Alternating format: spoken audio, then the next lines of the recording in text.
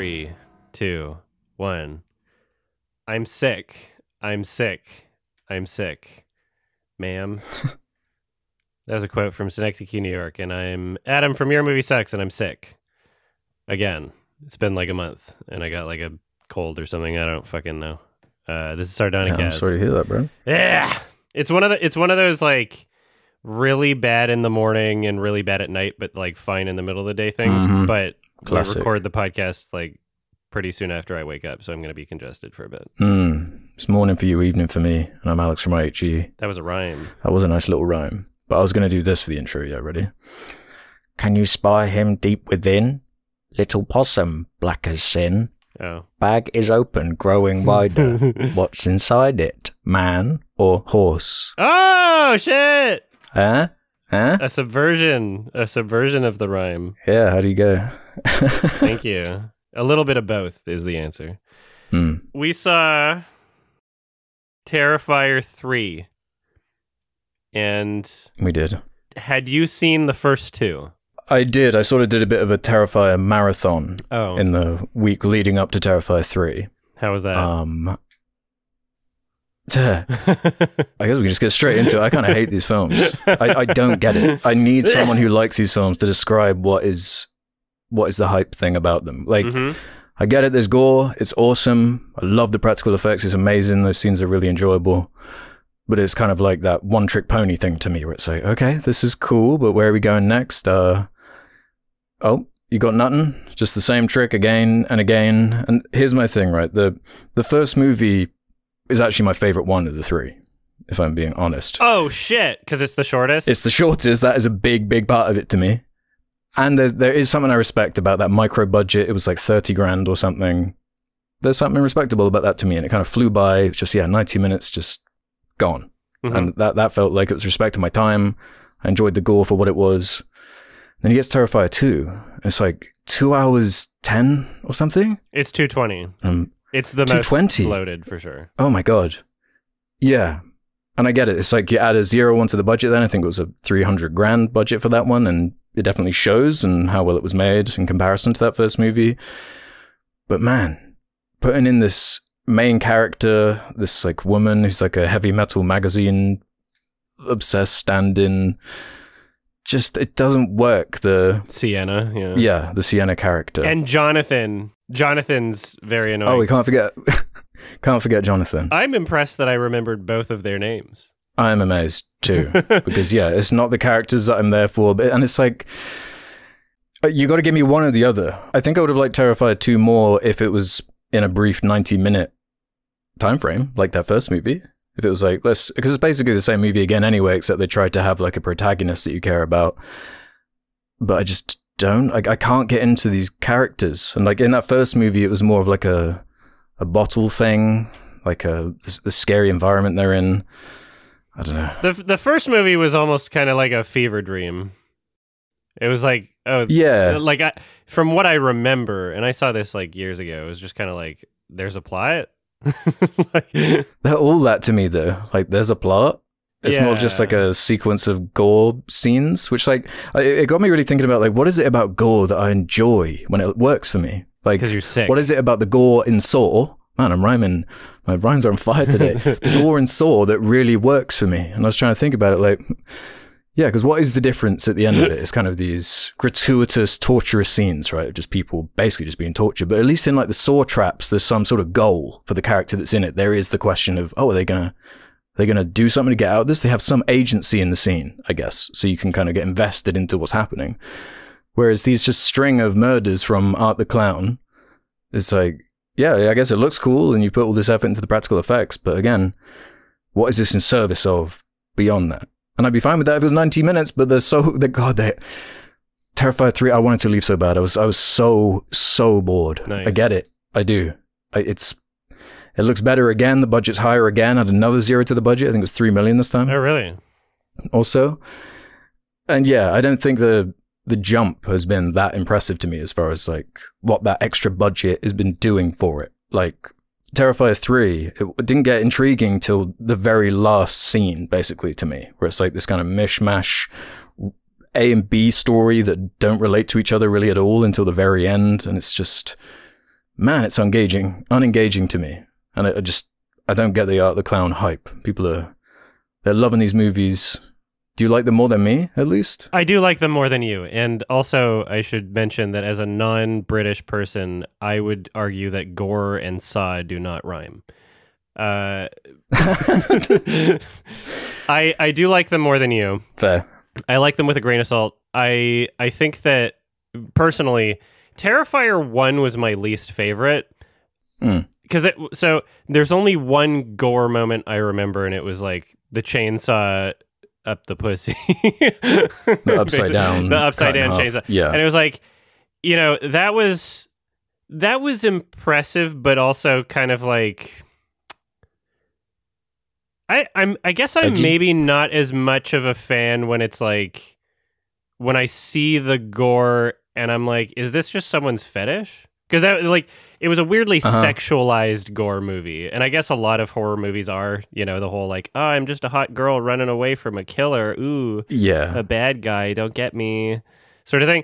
Like, we can make this argument, I guess, to a lot of horror films. And the acting was so bad in the first one. And the way it was filmed was just fucking... before the sequel was out, there were people telling me to watch the first Terrifier movie, and it was already making its rounds, and it was already like having some sort of impact in the horror community. And you can even see the poster on IMDb. You've got all these like you don't even have to zoom in to know that they're all from horror magazines giving them these 4-star reviews. You know, there's something about this that connected with people, and seeing the first one, I was like, holy shit! Like this. I don't know what the hell they think they're doing, sort of thing. Terrifier 2 comes out. I watch it in a theater, and I was pleasantly surprised to be able to watch it in a theater, because Terrifier 1 barely felt like a movie. I gave the first one a 2 out of 10. Terrifier 2, I agree that it is fucking bloated and way too long. No excuse. And what was interesting is before the movie started, they did one of those, like, pre-showed, you know, director on the screen being like, hey, I made this movie. But what was kind of revealing about that is the director, Damien Leone, if that's how you pronounce his name, he very much seems like he was buying his own bullshit in terms of like storytelling. He's like, oh yeah, we've made it so that there's like an actual story and characters you can relate to. I'm like, okay, I really did not get that out of it. It just felt like a lot of padding because the storytelling isn't great. The characters suck. A lot of the acting sucks. What you do very well is gore, and you do it incredibly, and you do it better than the overwhelming majority of people in the industry. He has a special effects, like practical effects background, and now he's in charge of, you know, creating the entire product when he's really, really good at one thing. Terrifier 2, I gave a 4 out of 10. And I enjoyed it enough that I wanted, like I had interest in seeing the third movie. And, you know, you mentioned the charm of the budget of the first movie. I think that charm still exists throughout the franchise because Terrifier 2, a significant amount of that budget was crowdfunded. And most importantly, all three of these films are going, you know, regardless of where the funding is coming from, it's basically going outside of the studio system. It is not it is not being released with patch notes. It is not censoring itself. It is not nerfing itself to cater towards sensibilities of like, oh, we're going to make a fucking PG-13 horror movie, or, oh, we're going to make a rated R horror movie, but nothing interesting happens in it, or nothing even scary happens in it, or nothing even disturbing happens in it. It's like, fuck off. I'm so sick of horror movies that don't try to do anything disturbing, right? Yeah, just neutered. And that's, I do appreciate that about these films, is that it really goes for being disturbing, and it does not censor itself at all. Like, there are sick, depraved parts of Damien Leone's mind that he's sharing with the world. And if that's what people want to see, that is great. And I like that there is the option to see that. I like that people can enjoy that. Terrifier 2 is, I don't know if I like it more or less than the third movie at this point, because the third movie I was expecting the pacing of Terrifier 2, and so it just flew by for me. Also, I saw it at like noon. Oh, really? I woke up yesterday and I was like, fuck, like I gotta watch something for the podcast. I'm sick. And I didn't want to do Wild Robot because I'm like, okay, if I did that, I'd be like organizing and cleaning and unpacking while I'm watching it, sort of thing. And also, it's like this is a Halloween episode, basically. It's like the end of October. This is getting released. Like, fuck, Terrifier 3 is right there. I want to see it. Let's fucking do it. I went to the theater. I had a relatively good time, and I didn't feel like I was like bored out of my mind wanting to escape, aside from maybe like a couple moments. That I appreciate about this film, but what was really missing was I wish they outdid the one scene from Terrifier 2. Because when I think of what I like about these movies, I think of one scene, and it's within the second film. And it is that really long and drawn out, like he's just like cutting up the pieces of this girl like on the bed or whatever before the mom comes in and finds her. Like that entire sequence is like one of the best show off pieces of gore I've ever seen, because it goes on for so long and there's so many layers to it, and it's almost like a there's parts of these films that feel almost kind of like a video gamey sandbox thing where you're like, oh, I'm impressed. Remember when Dead Space came out, and you're like, oh, you can just like shoot off each of their limbs and it's like still moving around, and the game can figure out how to make these characters move, and you know, it's intelligently designed.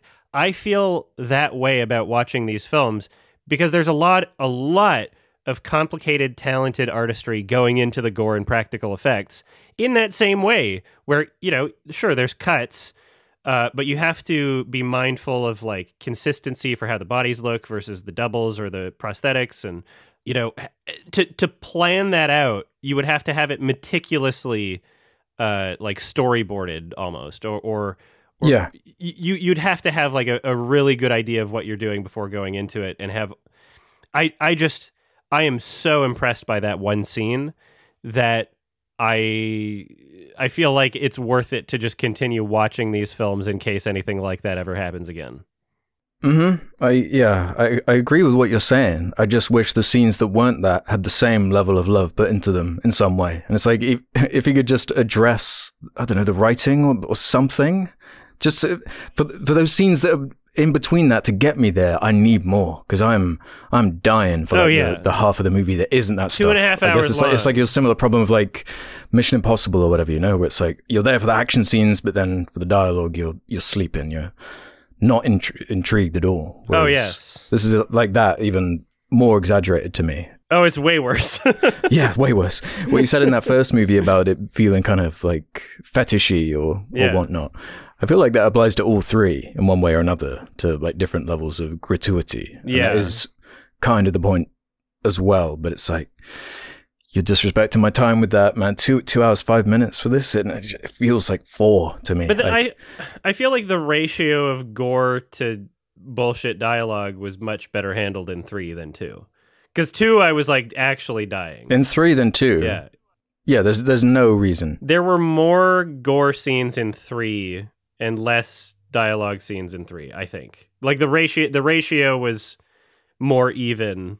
Like it had a better understanding of why we were there in the theater.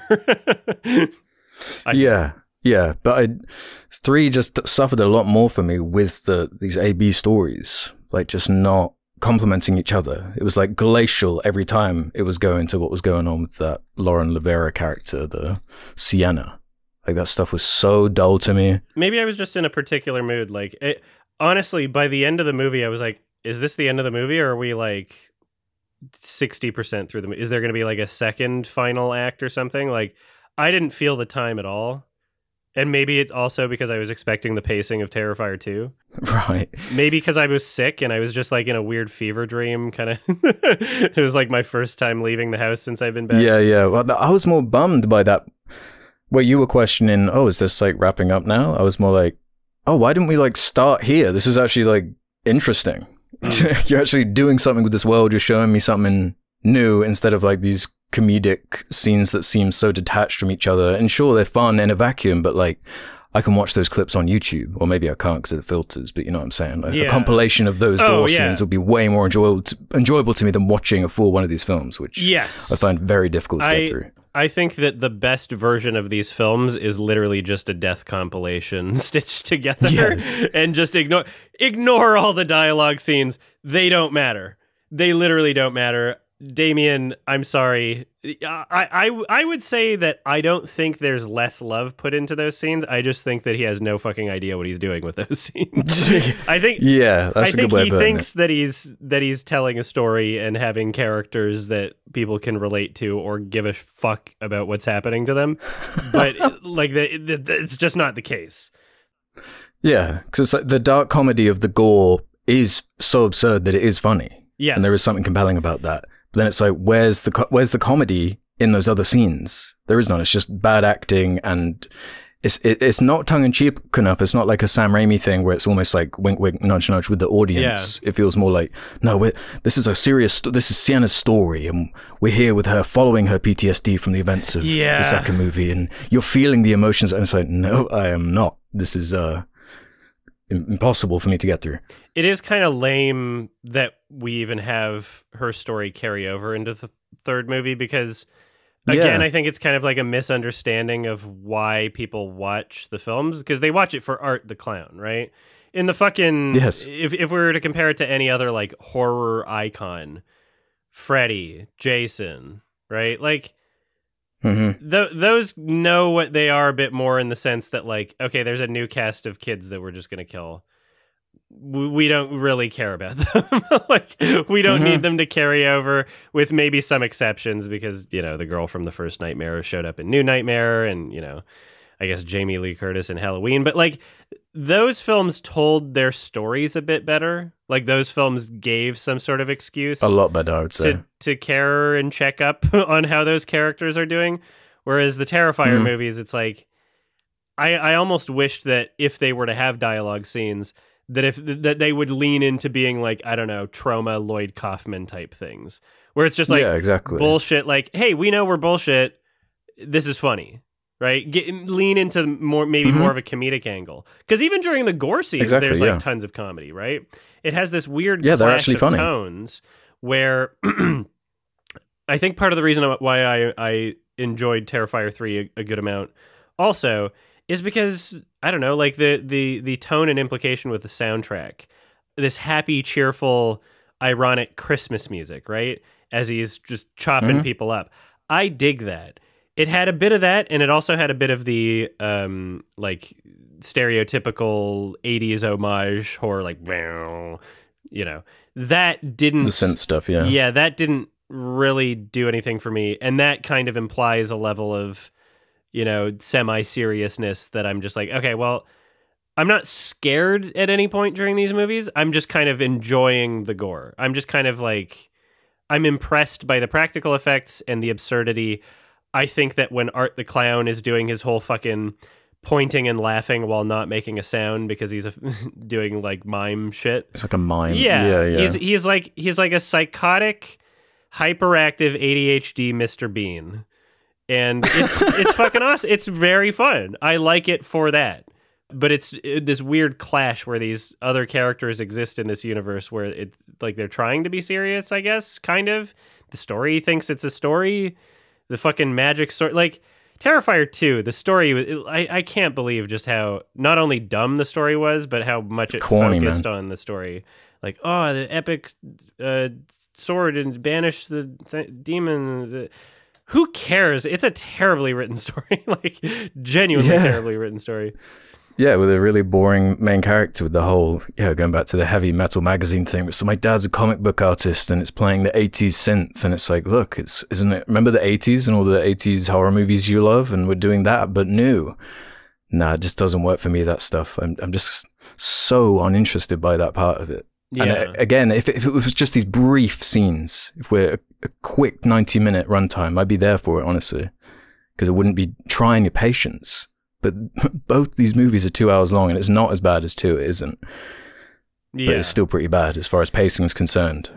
I think Terrifier 3 is a nice compromise between Terrifier 1 and Terrifier 2 in terms of like it not, you know, it's in the middle in terms of how bloated it is. It's in the middle in terms of like the gore scenes and memorability of those scenes and how impressive they are, right? Like it hit a sweet spot. And again, I wish that it had something like that scene in Terrifier 2. But still, I had fun. Like, all of the gore scenes were entertaining for me. Yeah, they were fine, but like, what about the Jonathan at university scenes? Or there weren't that many PTSD scenes. There weren't that many Jonathan at university scenes. He was not in the movie very much, and I was so happy they killed him off. I mean, spoilers, sorry. Who cares about this story? Yeah. Anybody gonna care? Jonathan died? No. You won't even remember his name by the time you watch this movie. No one even knows who Jonathan is. Yeah, no one even knows who Jonathan is. But yeah, if we're talking of spoilers then, yeah, the stuff towards the end where it basically ends on a cliffhanger, which kind of pissed me off, to be honest, because it's like, man, I wish we'd got here at like the halfway point of the movie. Just have a string of Art the Clown kills, then we delve into like this other world or whatever hellish place he comes from and go into the... I like it when the horror movies, like the longer they go, the goofier they get with the lore and exploring like where the character is with a demonic explanation of this sidekick he has and all this kind of stuff. There's something fun about that to me. But you don't get any of it, really, until this movie, until the end, where it's like, hey, we're going to do that next time. We're going to go rescue the girl. Okay. Yeah. Like, that would have been a better Terrifier 3 to me, man. We need to like ignore, what's her name? Sienna. Yeah. It would have been fun if they'd, like, killed her in the opening scene or something. Yeah, sure. The only reason I remembered her name is because when characters would sometimes shout her name in the film, it sounded like Santa. Sienna! Yeah, it does. And I was like, oh, this is already a Christmas movie. Yeah. Do you think, like, people find these films scary? Or is it a novelty to it? Because people... Yes. I think that there are people that are terrified of it. Really? Yes. I guess that explains it. We are very desensitized to, like, this type of shit, where we can watch it and know that it's not real and kind of appreciate the craftsmanship of like those scenes. There are people that would just not be able to handle this. Like, they're also some people are terrified of clowns, and the design of the character is really good. Yeah. Yeah, the prosthetics are good, the makeup's good. Yeah, there are disturbing, kind of creepy, scary-ish elements to the character. And one of the best parts about the movie, and one of the reasons why I think it's made such a cultural impact, especially within the horror community, is that you can really tell that David Howard Thornton is just like living this role. He loves playing this character. He's loving it. He's like nutting himself in every scene. He's having so much fun playing this character, and he brings so much to it. And it's just it's a unique, psychotic, weird, fucking creepy character. Like it works for what it is. But yeah, like, me enjoying it, I guess my ideal version of this is something that leans a bit more into the fact that, like, this is a character that's basically like almost existing outside of the movie. And I was kind of reminded of like Michelle Haneke's Funny Games, if that makes sense, right. where he's just showing up in this way where, like, it's like the cast of characters in the movie are in their own universe, and then Art the Clown is just showing up and fucking with them using rules that don't exist in their universe. Like, he's an omniscient god, basically. He's not just a jigsaw, but he's like playing. Yeah, the like bin bag he carries around that's like the TARDIS with all the tools and everything. Yeah, it's like cartoonish and he's crazy. playing with space time. Yeah, he's breaking the laws of their universe and intruding on their lives. And the rules of the movie exist just for his benefit.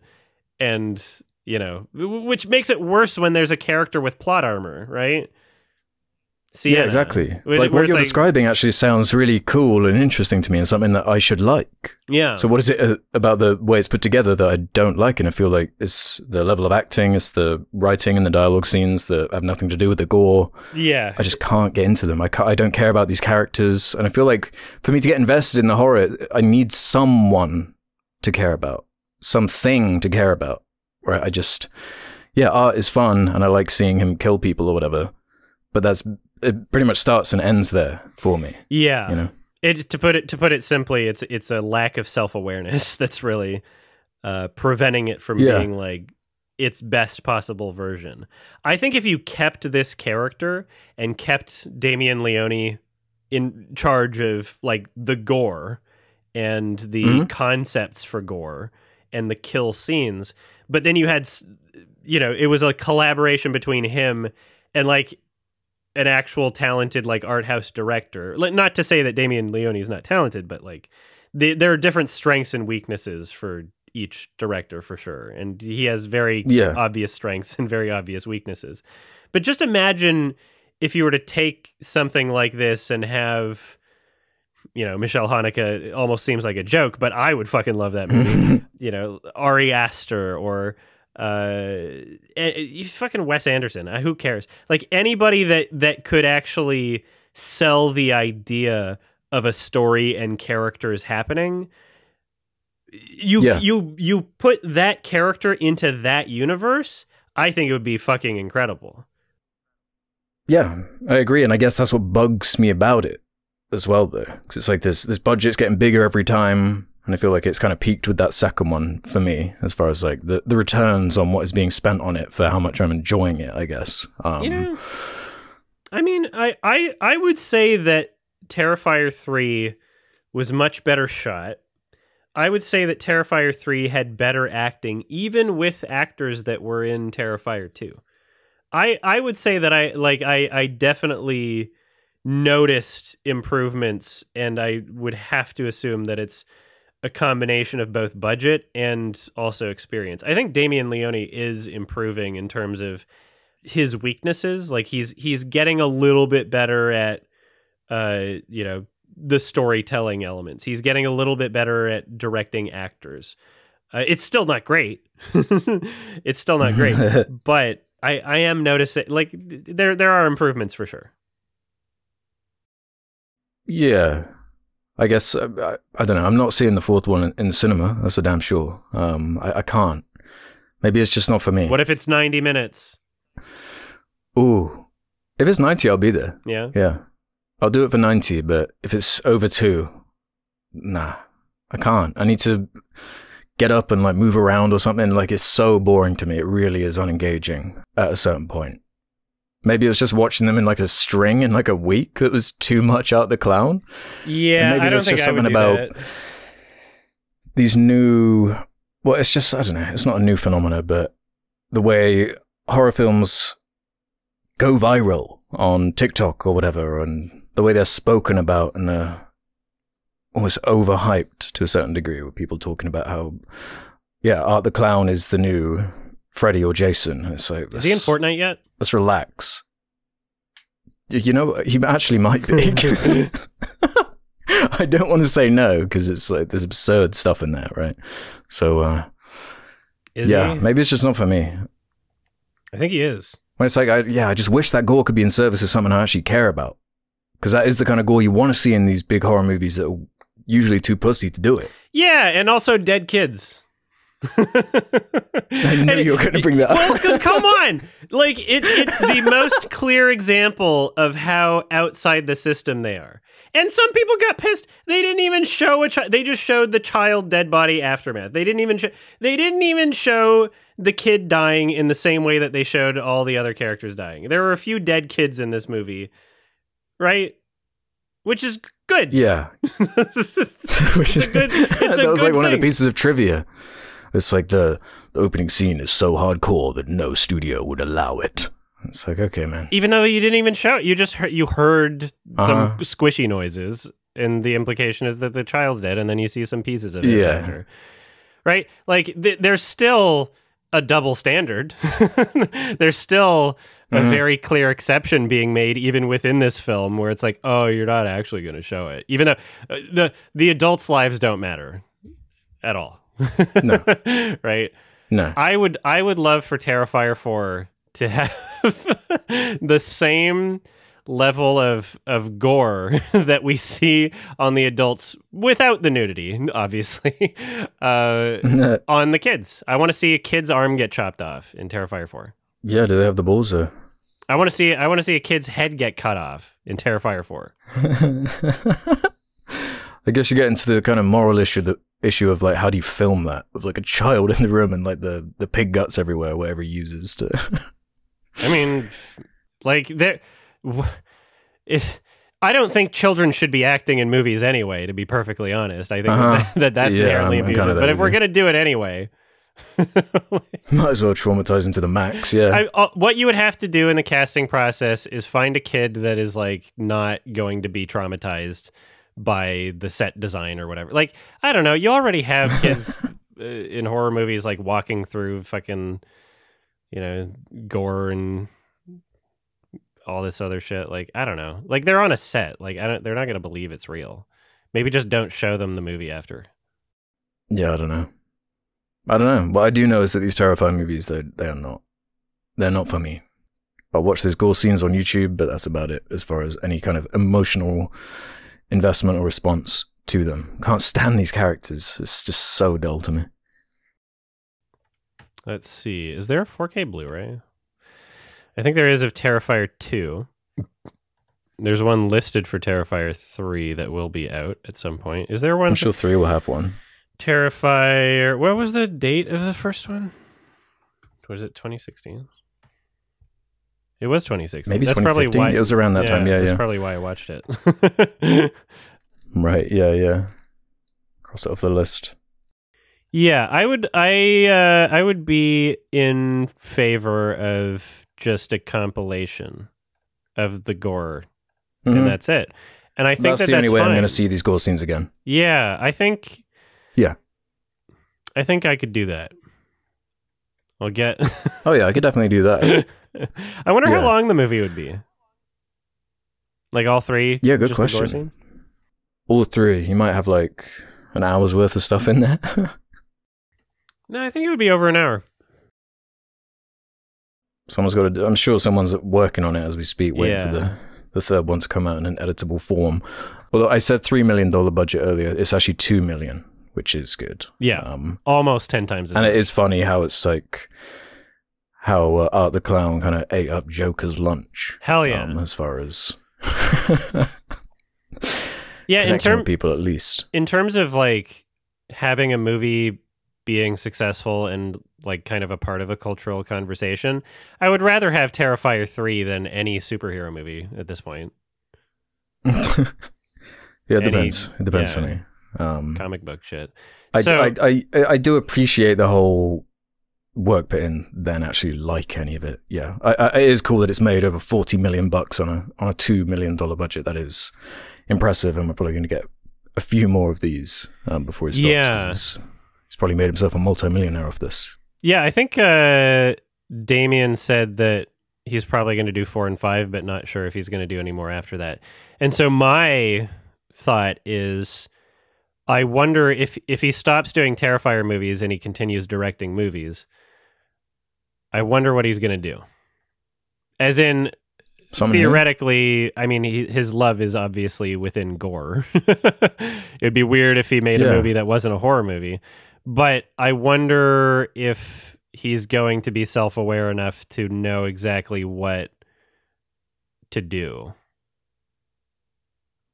Or if he's going to actually he really loves like John Carpenter and people like that, and they have all sorts of characters and different films within horror, so that would be the ideal, and hopefully he figures out how to make a more enjoyable movie with each one. Yeah.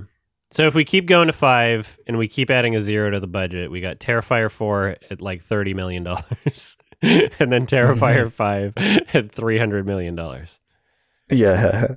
That's a lot of dead kids. In theory. Could be. Yeah, so I'm kind of torn on this one, as in, I think like as a whole piece, I think it works slightly better than Terrifier 2, just because Terrifier 2 is dragged down so much by the bloated nonsense story that takes that runtime is way crazy. Too serious. Yeah, it's crazy for a film like unacceptable. It's so weird. Is it like longer than like Hereditary or something like this? Like, yeah, it's crazy for the type of horror it is to do that. Mm-hmm. So I think I'm gonna leave Terrifier 3 at a 4, but just call it like a high 4. Okay. Whereas Terrifier 2 is like a solid 4. I think I like Terrifier 3 a bit more, but it's so weird because I'm going to remember Terrifier 2 more because of that one scene. I'm going to continue watching that scene. I'm going to look up that scene and I'm going to watch it. If it's on YouTube, yeah, I feel like, look it up. Man, that glacial pacing of 2 kind of evens it out to the same score for me for 2 and 3, where like the pros and cons just, yeah, are kind of equal to me to just a 1 star, with the first movie being a 1.5 star just because of the scrappiness of it, and the 90 minutes of it. But yeah, I think this, I'm glad people enjoy it. I do appreciate the indie filmmaking getting its dues and people going out to see something new and weird and creepy, even if it isn't really for me. You know, I think what I'm hoping is that the success of Terrifier 3, I'm hoping that awakens a hunger. Yeah, no, well, because if something's successful, and especially with the news of this like doing better than Joker, I think hopefully we should see that there's an appetite for extreme shit in a horror movie, because otherwise, what's the fucking point, right? Like, if you're there's a big difference between something like Terrifier and something like, I don't know, Cure, where it's like, you know, one is doing tone and story, right? The other one is doing just gore. If you're selling the movie on just, if it's a slasher and the concept is there's a guy killing people, then you're going to want it to be very extreme, right? Don't hold back. Yeah. Don't hold back. Show us something interesting. Show us something that a jaded, desensitized person like me will actually get some enjoyment out of. Don't play it for fucking, you know, soccer moms, right? They're not seeing this movie anyway. No. You know, anybody that's going to complain about like an implied child death, I don't know how you fucking left your house to go to the theater anyway. You shouldn't be watching horror movies. Get out of here. Go watch a PG-13 fucking Sony horror movie. What was that? Tournament of Champions, Escape Room. Go watch that, okay? No one's gonna die, maybe. Go see it's gonna be off screen. It's fine. Go watch the Hunger Games. Yeah. Yeah. So see Afraid. But yeah, I guess what made me extra torn though is I checked out In a Violent Nature semi-recently, which is another kind of slasher film. Do you want to talk about it? Yeah, why not? It's Halloween, slasher all round. I didn't like it. Nice. But it had 10 out of 10 scenes within it. Yes. So honestly, I think some of the kills in it are so good. It's like better than anything in the Terrifier movies to me. Like how creative and wild and insane some of them are. Like crazy payoffs for the kind of mistake of a structure, which I would kind of describe it as with the God, it's sleepy. I mean, what's with these sleepy horror movies? Someone described it as like Wim Wenders' Perfect Days, but fucking Friday the 13th movie. Like, wow, God, I hadn't made that connection. But I love Perfect Days. I know you do. love that. But oh man, it's very ambient. Yeah, it was a cool idea, you know, but just half the movie is just, what are you doing?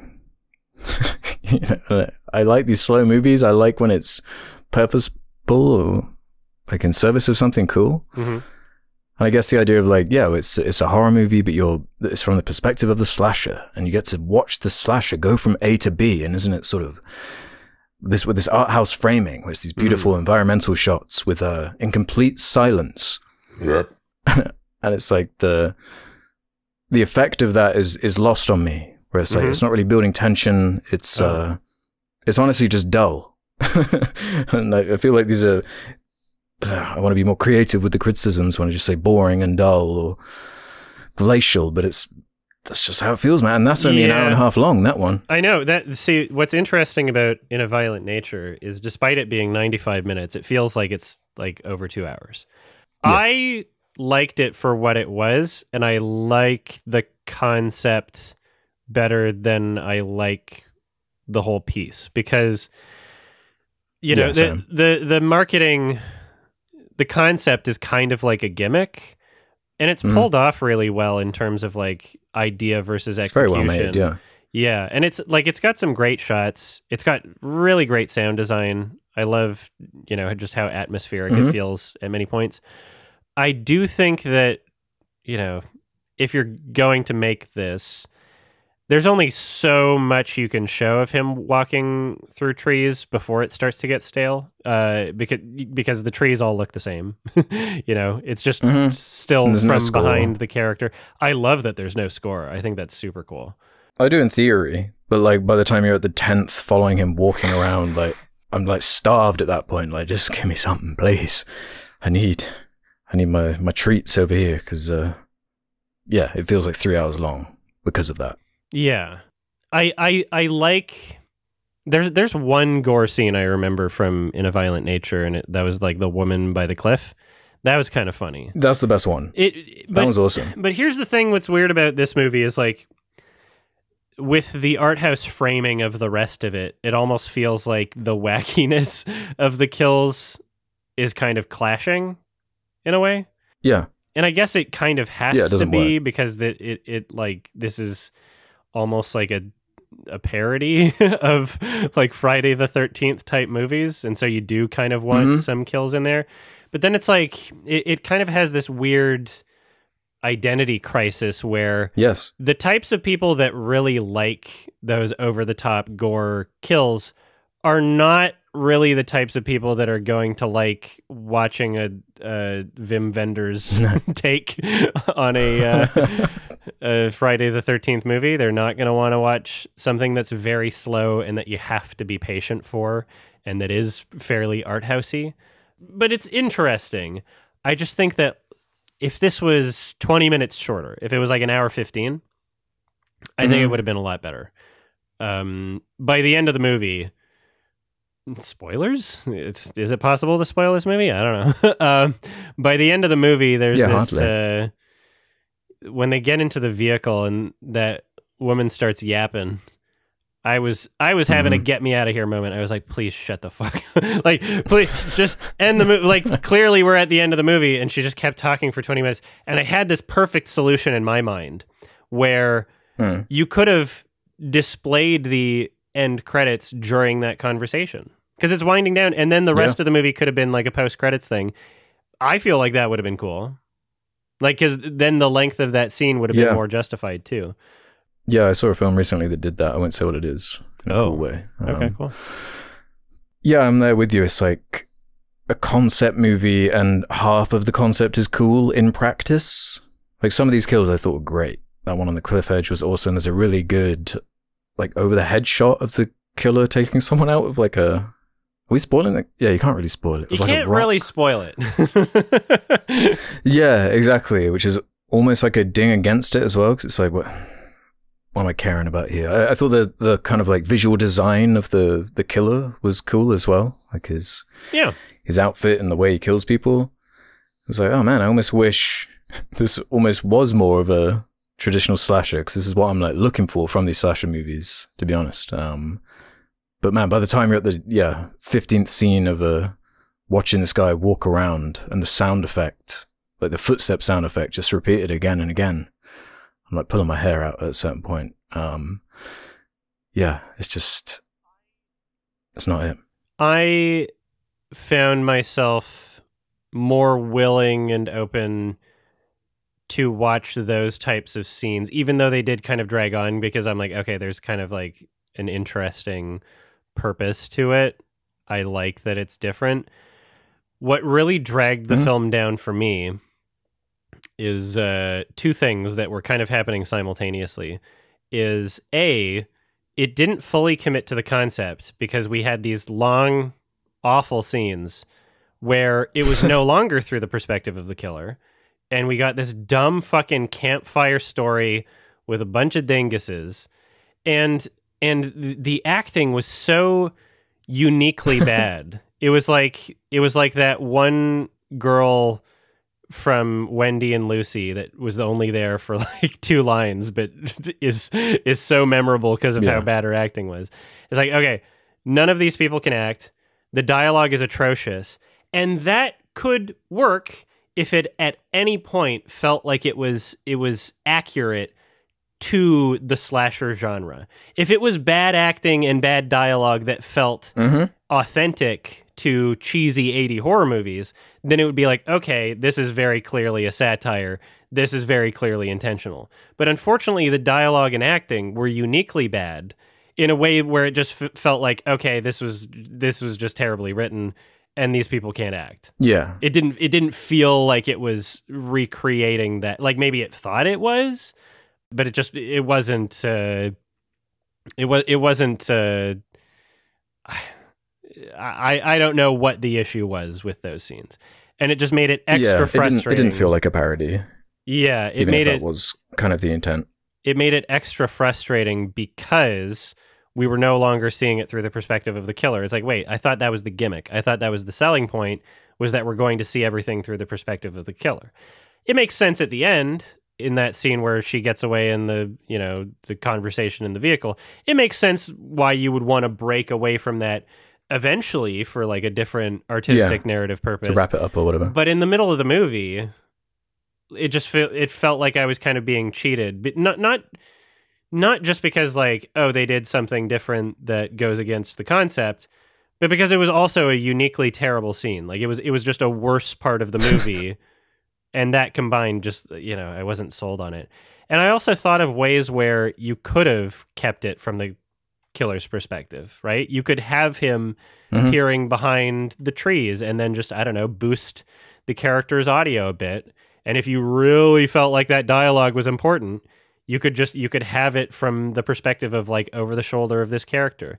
I think that maybe one of the reasons why they didn't do that is because practically, especially with a low budget and like really untalented, unprofessional actors or seemingly unprofessional, you would have to get them to memorize and perform a lot of lines without cuts. Because the way the rest of the movie is shot, if it's just over his shoulder, there's a lot of long, unbroken takes, right? So I could understand why a director would want to break away from that in this dialogue scene. But then you see the movie and it's like, okay, this dialogue scene wasn't even necessary, right? No. If maybe you just had it like from over the shoulder perspective, let's say the characters in the background were out of focus and it was almost like a Son of Saul type shot where it was the focal length.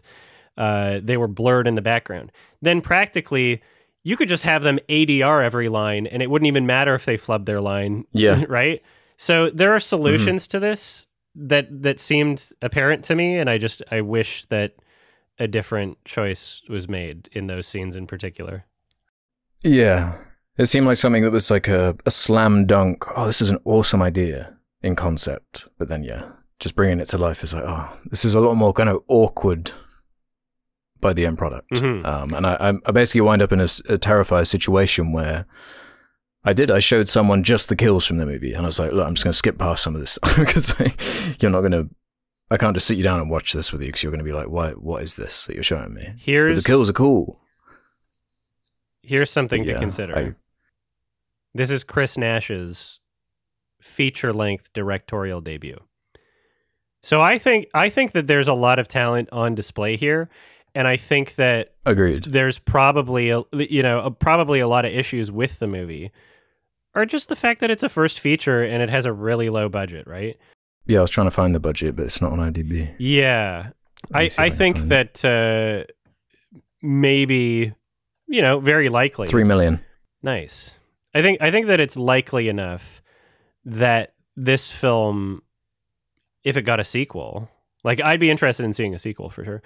I think it's likely enough that it would be very improved because now we have proof of concept, and it did well in theaters. I'm pretty sure. Like it got a fairly wide release for what it is. I think that there's a possibility that there will be more investment in the future, and that people will see like, hey, this guy knows what he's doing. He's made something that connects with a good chunk of people, and I would be interested in seeing a sequel, and I would hope that it corrects some of the not as great aspects of the first film. Yeah, like to me, I see personally a lot more potential with this filmmaker and this type of filmmaking more than the Terrifier kind of hype. Like the aesthetics were beautiful, the use of the location was amazing. Yes, I mean, it's technically very good. It's filmed in Canada. It's just, yeah. I'm just thinking, I just had another kill come to my head. That wood chopping machine. That kill is crazy. It's so good. Yeah. Yeah. Those kills are, it's genuinely like these 10 out of 10 scenes trapped in a almost like 0 out of 10, like just not worth watching thing. But yeah, there is more potential there for Chris Nash to expand on this kind of thing. So yeah, within like we're talking about two different like indie horror films, slasher films that are kind of slasher, yeah, you know, in an interesting and weird way. They're kind of like reviving the genre. Because what have we had in the past 20 years, like at all? Like what remake after remake what was the of Texas Chainsaw or Halloween of and they all suck. If In a Violent Nature gets a sequel and enough people connect with it, you could get this guy in Fortnite. You know, you get, is that the like measure of success? Yes, now? It is. It really is. It really get, is. Like, kids to pay attention to, right? No, if it's a popular enough character, if it's like iconic enough character, they'll show up in Fortnite. You could have, you know, like in the 80s, these classic icons that, you know, eventually after 20 years of recycling the same old ideas, they were like, yeah, let's do Freddy versus Jason, right? What if you got Art the Clown versus, what's this guy's name? Johnny? God, I can't remember. Johnny. Yeah, Johnny. You're right. How did you remember that? I was looking on IMDb on that one. Okay. That would be funny if I pulled that one from memory. If you just, yeah. Yeah, there's really like nothing. I just Googled like horror movies or slasher movies the last 10 years. Yeah, there's like nothing that stands out. Yeah. Very interesting. A house that Jack built?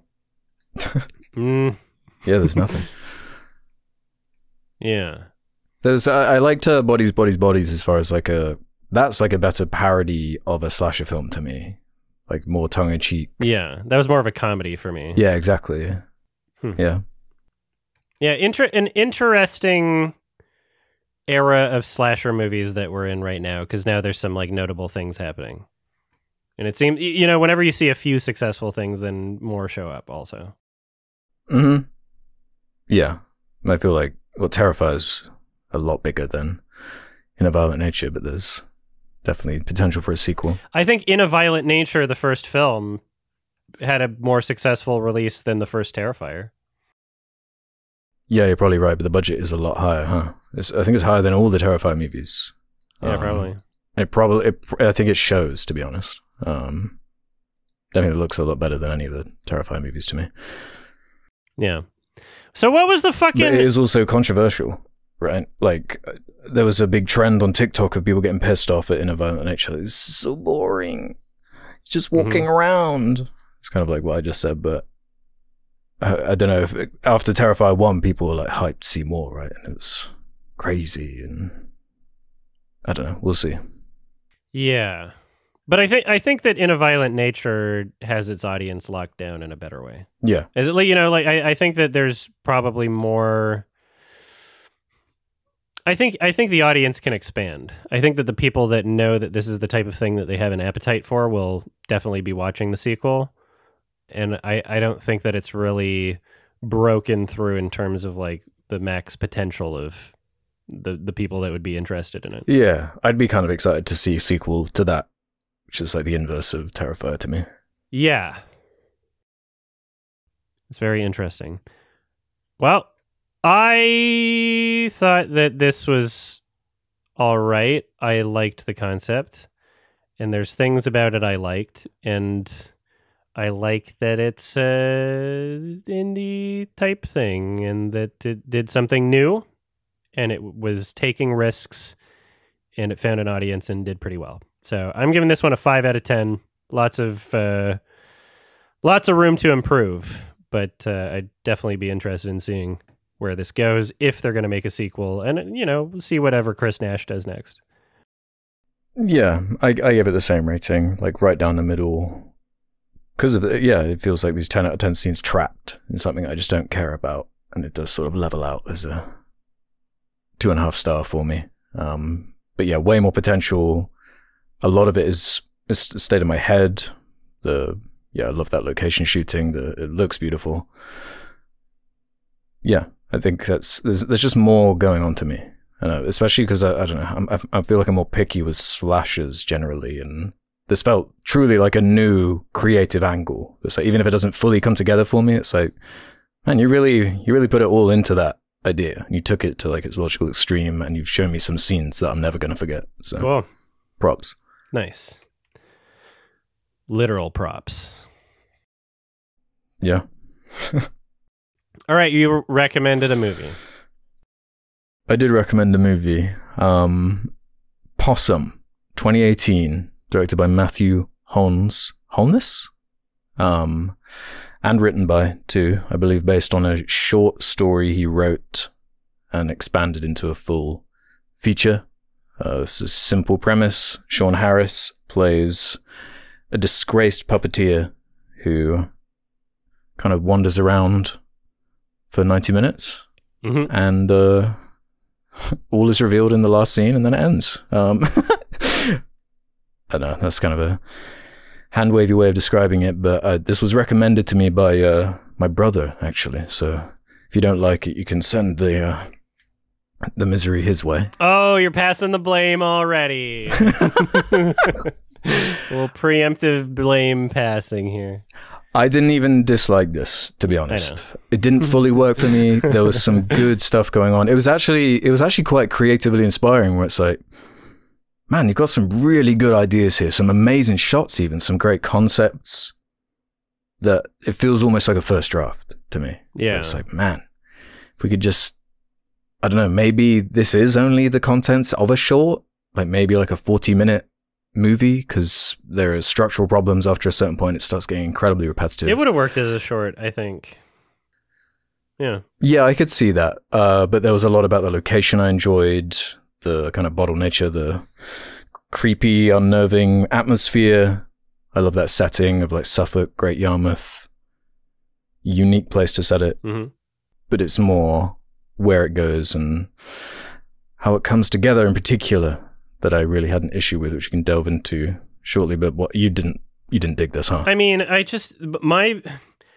there are some things that I liked about it, but my biggest issue with it is I can't shake the feeling of it being like derivative. I feel like I've seen a lot of movies with the same Babadook tone and like the same goals, and it didn't feel like it broke through into being its own unique thing that justified its existence for me. I feel like I've seen a good chunk of even British movies that feel very similar to this. You know? Mm-hmm.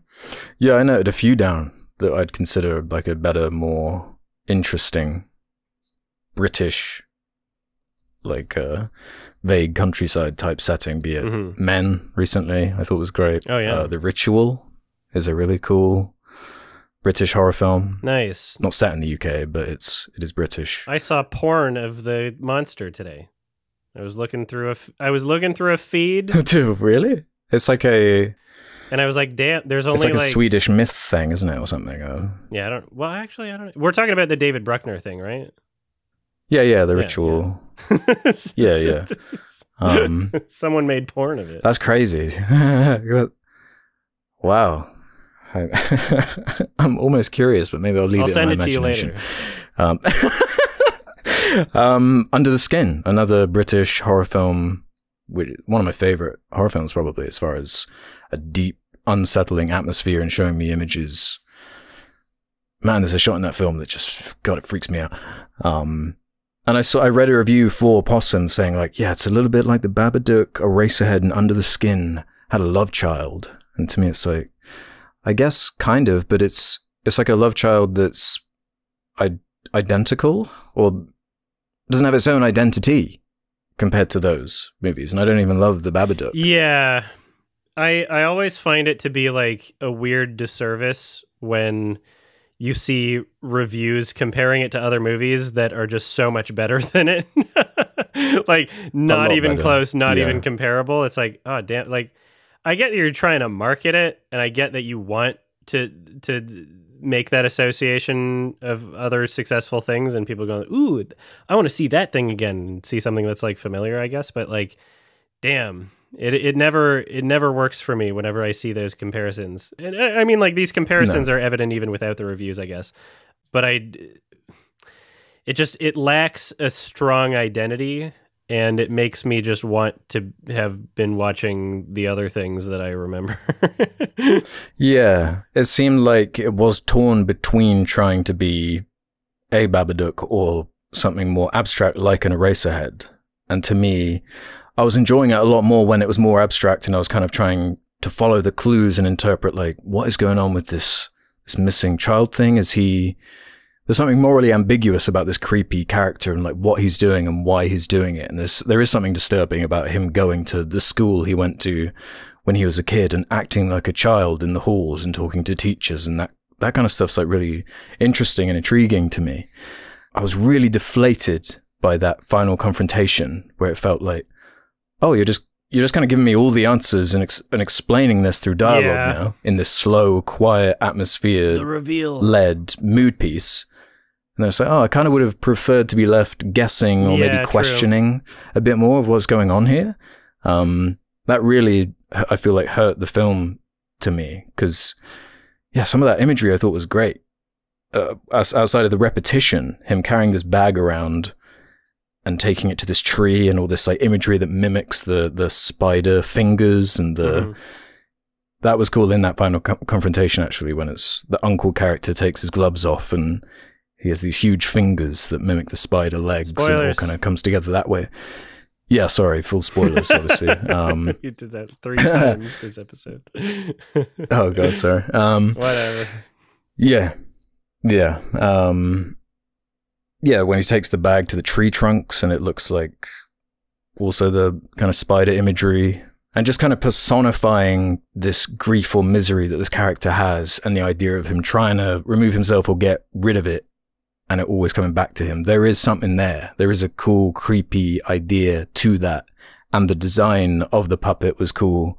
I just feel like there wasn't enough done with it. If he's a disgraced puppeteer, maybe it would have been cool to have a scene where you see why he's disgraced. Or, I don't know, you can imagine a creepy scene of him showing this thing to like a room of kids and everyone like losing their minds or whatever. There's something you could do. Especially if they're going to be so explicit about like the reveal anyway. You know, if we're not leaving things up to a lot of interpretation, then you might as well. I feel like I enjoyed the design of the creature puppet thing, but the effect was kind of lost on me over time because of how much they showed it. Where it's like if they showed less of it, then I wouldn't have. It lost its edge after a while. It lost its novelty. I would need to either keep it more obscured or to like double down and have some crazy puppeteering or something and get really strange and abstract with it and have him talking to it or something, and I don't know, have actual puppeteering beyond just slight little moments of it. I was really thinking like, man, if there was some way to take these ideas and package it in some sort of stop motion creepy Mary and Max looking film, that could be like a really cool horror movie in there and like really utilize the puppetry ideas and have that like parallel going on. But yeah, it's obviously limited by it's a very small budget. I think it was only 800 grand or so, which considering is cool. There's some impressive imagery in there, like the black balloons on the beach, like resembling his like lost childhood, and the black rain going down him and the creepy book and whatnot. A lot of cool ideas, but as I say, needed some expansion or trimming.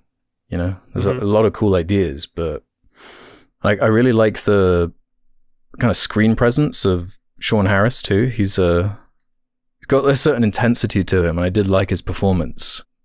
Him and the Maurice Alan Armstrong character, I thought actually were both effective for what they did. It's just more that repetitive structure that was holding it back. Where it's like, I could see the potential of what Sean Harris was bringing this character and like where it perhaps could go, but it just wasn't bringing any emotional response out of me. And like, I don't know, I'm quite easy to like scare in these movies if you're built like Under the Skin. I just said that it terrifies me, that movie, because it builds this like realistic world, this uneasy tone, but it just wasn't a world that I was getting lost in. I was kind of intrigued as to where it was going to go, but it kind of fumbles it towards the end, and then more just left with some inspiring concepts that don't fully come together, instead of something that really left me unnerved, like it did my brother or whatever.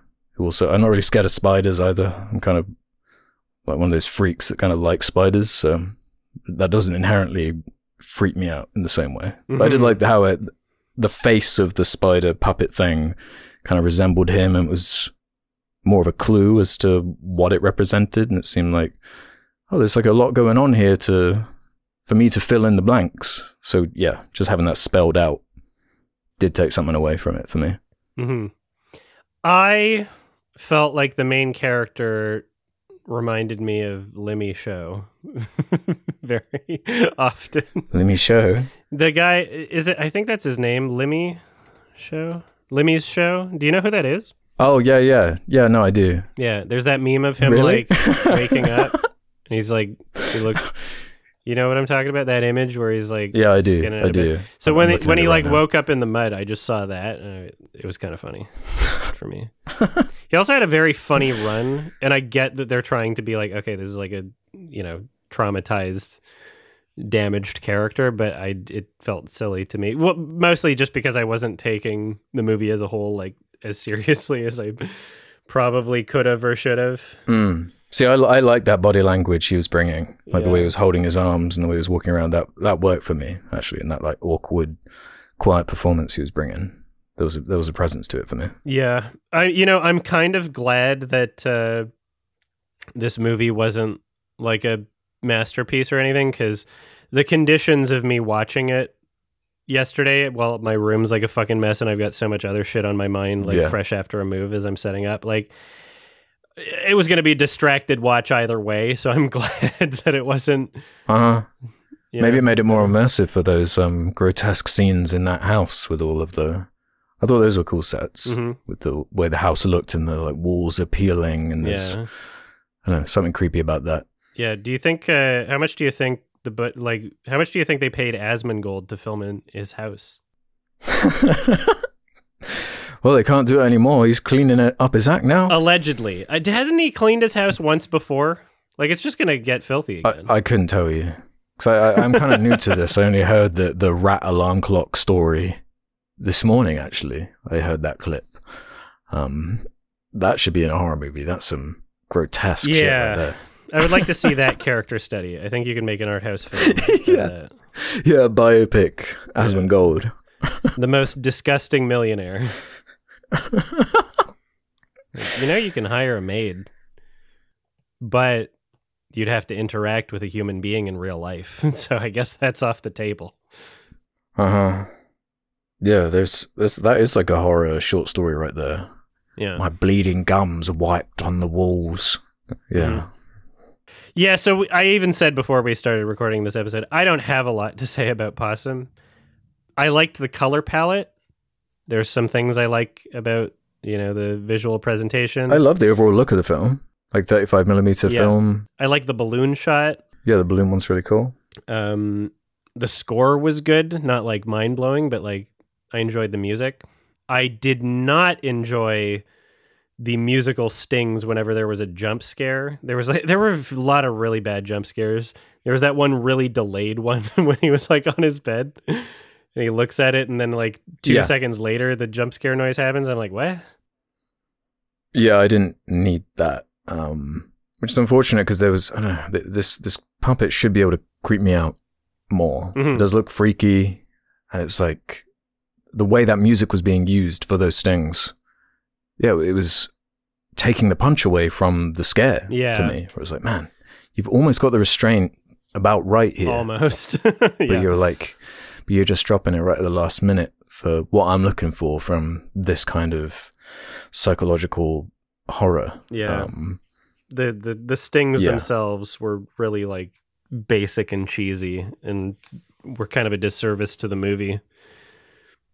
Because it just I thought that really clashed with the quietness of the rest of how it was being presented. a lack of restraint almost. And I've always thought, like, I've always seen this poster on IMDb and thought, that looks cool. Like, what is the secret going on here with this bag with the spider legs coming out of it? That's intriguing. But yeah, it can't maintain it. They should have called it Spider Bag. Spider bag. We'll get that soon enough. I'll just AI generate it soon.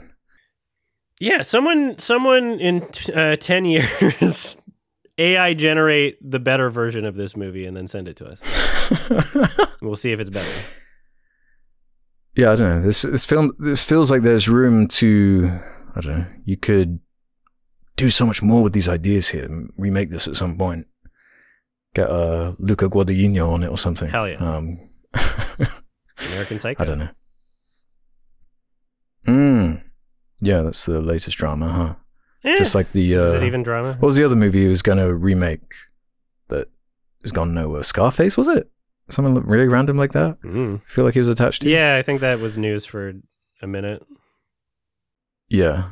We'll see. I'll see that. There's one other thing that I disliked about this movie, and it was just the frequency of like kind of repetitive blue balling and like just a scare, and then like, oh, I just woke up sort of. It's that repetitive structure. Yeah. It needed a bit more momentum. It was meandering. Yeah.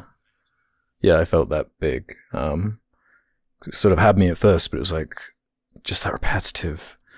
Oh, he's trying to get rid of it, but it's coming back. Oh, he's tried again, but it's coming back. But it just needed some other element to carry me through that stuff. And it just doesn't quite find its footing for me.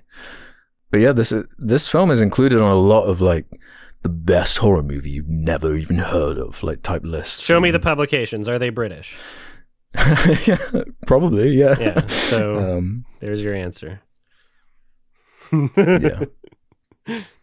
But I don't know, I do like it. It was intriguing. It did kind of feel long despite its hour 25-minute runtime, which is like the perfect runtime for this type of movie for me. But it almost felt double that at points. But yeah, I love that main character. Yeah, it was an all right kind of like passive watch, in the sense that like I wasn't very invested, but I was just kind of like seeing what it was, sort of thing, and it was fine. What it was. I just biggest issue is it just like I'm gonna forget about this movie in about 10 seconds. Like it didn't have enough to stick with me. Yeah, I'd probably, because as it stands, this is sort of a low 3-star for me. And I don't know, it might have even been a low 7 almost, if not for the way it wrapped up. Because then I would have, unlike you, been left thinking about like what certain parts of it means, like what does this recurring fox mean, and the stories related to it, and who is really responsible for this? Is this uncle character even real? And this kind of thing. And I really feel like that end sequence takes a lot of that punch out of it. But a lot of cool ideas here, but only really enough for a 40-minute short or so. I'm giving this one 4 out of 10. Fair. All right. There's a movie that you haven't seen yet, but since we're on a Halloween episode, I'm just going to make a quick shout out. The new Steven Soderbergh, Presence. It's really great. Oh, cool. Yeah. I wouldn't really call it a horror movie. What kind of, I don't know anything about it. What's the horror aspect of it? It's a ghost movie. Well, Presence. Kind of, you could say ghost, I guess.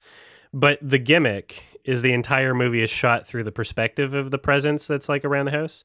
And so the characters, the family in the house, like doesn't see the presence, but you're kind of just like voyeuristically watching these characters in like really long, unbroken shots and like really smooth kind of, omnipresent camera movements, omniscient camera movements. Yeah. Yeah, it's really cool. It's really great. Yeah, this looks really cool actually. Yeah. Such an interesting filmmaker. Yeah. I need to check out some more of his stuff. I've checked out a bunch, but like There are heaps. there's a few of his best that I still haven't seen. Yeah, same. Yeah, and I guess I saw, because I did BFI, well, the London Film Festival for like 5 days last week. How was it? I saw it. It was really good for the most part. The only thing I don't know, it's the first one like I've organized on my own, so I don't really know the full filtering process as far as like what I probably should avoid for my tastes, because I wound up seeing 3 of these what I thought looked like really fascinating documentaries on subject matter I found interesting, but all 3 of them just felt like parody of themselves. Like, oh my god, like this is not why I'm interested in documentaries or this type of filmmaking. Like, I don't know, man. It was crazy how long it was making these hour long runtimes feel. Documentaries are a tough one because you gotta. My filtering process is I look at the concept and I think, can you stretch that out for the runtime? Because that's a big problem that documentaries fall into. It's because you're not constructing a story. You're kind of just working off of like an existing exactly thing. Yeah, and it felt like that. Where literally, like, I mean, all 3 of them were like well made, beautifully shot, but the substance just wasn't there. So like half the film is just like these sleepy environmental shots of like an ant walking across a leaf, like the exact type of parody stuff you think of, you know, when you hear of like an outhouse documentary or whatnot. But yeah, everything else I saw was wonderful, including, as I get to this Spanish horror movie called The Wailing. You know, I saw your rating for that, and I was terrified that it was a remake of the Korean film called The Wailing, and I looked it up, and it doesn't appear to be. No, it's original. It's fully original. Yeah. I won't say much about it because I was surprised by how it maintained its tension and atmosphere and scares throughout the entire movie. Cool. Without babadooking itself, you know. It felt really unique to me. So keep an eye out for The Wailing, or when that hopefully gets picked up broadly. Sure. It was a nice surprise from the festival as far as horror stuff's concerned. Was that your favorite one from the festival, or what else did you see? No, I think my favorite was Queer. Nice. The last thing I saw. That was quite an experience. I didn't realize it was based on the book. So I wasn't expecting it to go the places it went. Yeah. In a way that's like, oh, hell yeah. Yeah, William S. Burroughs. Yeah, I love Naked Lunch, and I didn't even know really about the story of this book, and yeah, I'm still thinking about that one. I was even surprised by like The Apprentice was amazing. Okay. I'd really recommend that too. Nice. Yeah. Yeah, it was a good festival from what I saw. I really annoyingly missed Anora. I had ticket for it, but I missed my train by 1 minute, so it didn't work out. Yeah, I had to sell it on Twitter. I was real bummed about that. But it comes out in a couple of weeks or so hopefully I can catch that somewhere more local. But yeah, I was bummed about that one. Damn. How often do the trains run? How early were you planning on being for the show? I left a full hour before. Like I was ready for this, but I was stuck on a roundabout for half an hour. What? You can get stuck on roundabouts? It was timed. So I hit this roundabout right at morning rush hour. So I was just stuck on it. And there's nothing I could do. Oh no. And as I got into the car park to park up my car, the train was leaving. So you're literally going in circles for like 20 minutes? No, it's more like, imagine being on a roundabout that isn't moving. Oh, like it's just locked. Oh, that was supposed to solve congestion. And it was like a 5-minute walk. Oh, yeah. So that did piss me off. That sucks. And I'm bummed about that, but yeah. What else did I see? Oh, Hard Truths I enjoyed quite a lot. Mike Lee was there. That was enjoyable. I really got a kick out of A Real Pain. I didn't see Jesse Eisenberg's other movie, but I didn't hear it was too much to talk about. But Jesse Eisenberg, his other movie is Why I Didn't See a Real Pain at TIFF. So now that this is getting good reception, yeah, I think I'll catch it. Kieran Culkin and him are a great combo. Good. They've got like a really good dynamic, and yeah, Kieran Culkin kind of carries the movie for me. I don't know if you'd enjoy it quite as much as me, but yeah, Sure. something about that really worked. 90 minutes. Look at that. Yeah, flew by. Question time? Yeah, let's do some questions then from the Sardonicast community. Head over to the suggestion thread over on the subreddit if you want to leave questions for future episodes. Let's start with this one from Ivan JC98. What is a scene from any piece of media that genuinely made you cry? I got a few of these, man. I'd be crying at loads of movies. Like the first one that pops into my head, the second Lord of the Rings movie, the speech by the grave that King Theoden has about no parent should have to bury their child. And he's got this wheeze as he starts crying, puts his hand on his face, and the music picks up, and Gandalf comes in. Oh, love it. That breaks me every time. Mm-hmm. Dear Zachary is a pretty obvious one. The obvious one. Yeah. Just watch the movie. Yeah, I'm not sure if I can ever watch that again, to be honest. What do you mean? It's great. I mean, it's amazing. Yeah, it's kind of like a Grave of the Fireflies situation for me, where it's like, I'm not sure if I can deal with that again. But there are some like sad scenes in movies I like revisiting to feel that emotion. Like there's one line in The Whale towards the end where Brendan, he's like spins around on his chair and it's like, I need to know I've done one thing right in my life. Yeah. And it's just this like desperation. That's a great shot. Coming out of him. And this honesty to his performance there that really upsets me in the right way. That the film's it's just really connecting with me in that moment. A big one, honestly, This Is England, the show. It's just like every other episode with that. Nice. There are some incredible, realistic scenes of drama that are like heartbreaking. Mostly with the Woody character, I'm quite attached to. But there's a famous scene from This Is England 90. It's like a half an hour scene just at a dinner table. You'll know it if you've seen it. Which is like the most emotionally exhausting, intense sequence. Which is, yeah, that's another one that kind of pops into my head when I think about this.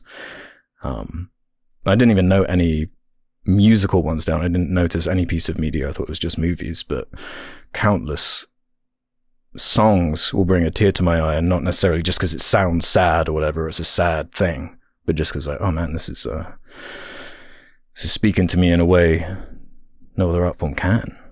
Mm-hmm. Yeah, I remember the first time I watched the 6 Feet Under finale. I think I cried. That's a gut punch one right there. Mm-hmm. Or even like a kind of happy, inspiring one. I guess I was just like the perfect age to hear it. But there's this scene in Treasure Planet, right? Disney's Treasure Planet, where the antagonist and the protagonist have this. The antagonist like is propping up the protagonist in the scene, and he just has this like. It's so well written. It's almost like jarring in that film, where he's like saying he's got the makings of greatness in him, and he's like, I hope I'm there catching some of the light coming off you. And it's a really great scene, like buried in an otherwise all over the place movie. Mm-hmm. But that's always stayed with me. I guess just kind of, I was probably around the age of the main character at the time, and just, I don't know, something really good about it. Mm-hmm. All right, next question. Just Too Good actually has one for us. With Joker 2 finally in theaters, if you had to give a sequel to a Best Picture nominee from the last 5 years, which would it be, aside from Dune? You could do a Joker 2. That film deserves a sequel, right? Mm-hmm. We could do Tar 2, Tar. Tar 2. And it's just Borderlands. I reckon you might be able to do that, a Tar 2. Yeah. With a good enough script, you might actually be able to make that work. Yeah. It'll be tough. I don't know. Honestly, though, you could do a Top Gun Maverick sequel. Give it more plain scenes and less romance or whatever, and tighten up a little bit.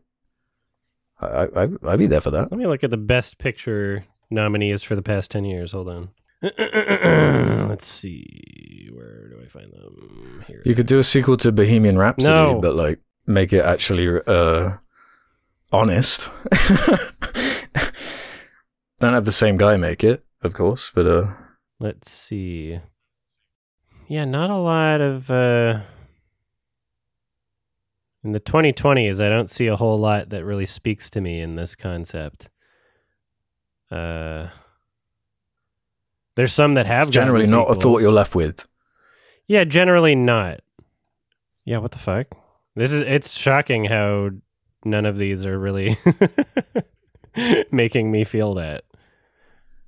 Moonlight 2. Maybe. I mean, I would like to see a sequel to Phantom Thread just because I like the movie, and if it's the same filmmakers, you know, same crew. Yeah. Like, I'm sure it's one of those things where it's like you get somebody talented, they can make it work. Mm-hmm. Yeah, exactly. Damn. Call Me By Your Name, the sequel that will never happen because Armie Hammer decided to be a cannibal. God, that's so wild. Yeah, not a lot. I think just as a general rule, it's not really the best picture sequel situation anyone's really creatively interested in. Yeah. Maybe like to mimic like the superhero film industry, you could do like a Birdman 2. Yeah. Bring him back again and do it again. Love the Revenant would not want to see a sequel. No. It's like, how many times is this guy going to go through a bad day? Yeah. Okay. All right, that's, not much. Mysterious ad 8978 says this. Random pull, but I'm curious. Do you guys still have your 20/20 vision? Never seen your glasses. You don't wear contacts or anything like this? I haven't had an eye test, like, maybe since I was 14. And I'm like 30 now, so maybe I should. Looking at screens all day long. I mean, the last time I got my eyes checked, I didn't have 20/20. There was like a small prescription in one of my eyes, but I've never needed like glasses or contacts. You never noticed any? Yeah. I'm not having any issues, so. Yeah, I'll touch wood on that one, and eventually, I hope nothing happens. I like my eyes. Yeah.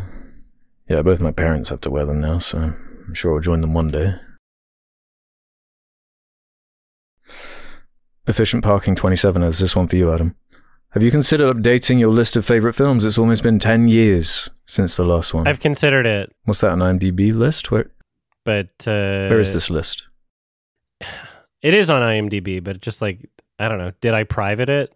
Maybe I should. Because it is outdated, yeah. I think it was like... It will be crazy outdated, yeah. Yeah. It would take me a while to make a new list. I would almost want to, if I do make a list of my favorite movies, to like shorten it up to like a top 20 or something. Because then that's more like definitive and easy to... Yeah, just cut it down. Yeah. But yeah, I've considered it, but it's another thing that I would have to spend time doing, and I'm busy, so... Yeah. Mecha Mayhem is an interesting one. What are your thoughts on Matt Johnson directing an Anthony Bourdain biopic? I was reading about this morning. It's only rumors at this point, but he's attached to it in some form. Okay. I think. I'm curious. The last biopic was excellent. Blackberry was very well made. I'm just not sure. I don't know. There's some sensitive stuff in the Bourdain one. I'm not sure how you'd really navigate. It could be. Yeah. How do you do it respectfully, I guess? It depends like how much of a departure from his like familiar style we see, which he's fully capable of. You know, there's some sequences in Nirvana the Band the Show that parody other styles that, you know, he doesn't seem to have any issue with. So yeah, I mean, like if I trust him enough to not be worried about it, I guess. Yeah. And and the benefit of the doubt. If he gets projects that put him a bit more on the map, then that's a great thing. So yeah, I'm glad Blackberry's boosting him up. Let's do this one from Dr. Spunk 2019. Would Letterboxd work better if it had a direct message feature? And by that extent, do you think that film review websites could work as dating sites as well? It seems like a horrible idea to me. Yeah. Like, Letterboxd has its value to me because it's more of like a diary. Like, you don't even need to look at the comments or any of this shit. Once you're adding in DMing and whatnot, like, let alone, what do you mean dating app? That just sounds like a horrible idea. Just stick to Tinder or whatever. Or yeah, stick to Bark. Yeah, I can't be doing with that. Yeah, I don't know. Maybe that might work for some people, but you could also use other existing dating apps and just put your favorite movies in your description. And if that's how you want to connect with people, exactly, you can. Yeah, or like a local film club or something in person or whatnot. Yeah, it feels like a better angle than sneaking someone's DMs through Letterboxd. That just sounds like a horrible idea. Yeah. Speaking of horrible ideas, BBD4116 says, do you think actors will ever start being more open about their use of PEDs and steroids when preparing for roles? Seeing guys like The Rock, Hugh Jackman, and Chris Hemsworth look like they do at their age and deny or avoid claims of using these substances always feels disingenuous and weird to me, especially because no one actually believes they're natural. I would like it if they're more honest. So there isn't any sort of expectation to look like Thor from those freaky movies where it's like, it doesn't seem like a positive like body standard to set. Like, my example is always to go back to Harrison Ford in Blade Runner in the 80s, where it's like, he takes his shirt off and he looks like a real person. Like, he just looks like a dude who works out a bit, you know? It's not like absurd. It doesn't look like Action Man. It doesn't look crazy. I wish they could be more honest about it. Because it's like, come on, like, I saw Deadpool Wolverine. Hugh Jackman he's so old, but so jacked, man. And it's not, it's creepy. Why are you lying? Yeah. Because in like the original X-Men in 2001, he like, again, it's more like that Harrison Ford in the 80s thing. He looks like a real person. And by the time he gets like 2015, he's so like water starved and like muscles bulging to a degree where it's like, man, this can't be good for you. No. And more people are abusing steroids too.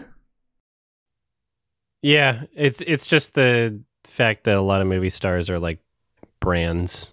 You know, they're products. Yeah. You can't expect them to be real people because they're not, or at least the imagery we see is not the real person anyway, so. And it goes all the way to like fitness influencers and stuff like that who are making these YouTube shorts with their like jacked arms or whatever. And there was like that 30-year-old guy who like died of like heart failure semi-recently from abuse of steroids and this kind of stuff. And it's like, man, showing this to kids basically on their YouTube shorts. This can't be a net positive, huh? Probably not. Well, I guess speaking on Letterboxd and IMDb and these sorts of things, I Like Movies 77 says this: can we ever get a rate your music or music board for those juicy music tastes and a backed log? Do you know anything about these? Do you have any interest in going beyond? It seems like more work right now. I'm so busy. Yeah, I can just about do it with movies. And when Letterboxd finally adds TV, that would be cool. Yeah. But and then, yeah, also just I pimped out my fucking Spotify playlist already. So if you want to hear some tunes that I like, that I currently like, go search the Bangers with a Z playlist. Adam Johnston, Spotify. You'll find it. Yeah, and I've tried out the video game ones before, backlogged. Nah, bad UI, like clunky. I don't know. It gets to a point where it's like so obsessive, like tracking all this stuff. I've got to just put my hands up and be like, I'll just do movies, okay? I can't. I just can't. You can rate games on IMDb. True, you can, but I don't use IMDb for that. Yeah. No more. It's been usurped. I'm the last one. Still going. You are the last. When are you going to do it? Are you going to do it? Or you just I don't know. too stubborn to ever... It's not about being stubborn. The fact that I can't rate fucking TV shows is like insane on Letterboxd.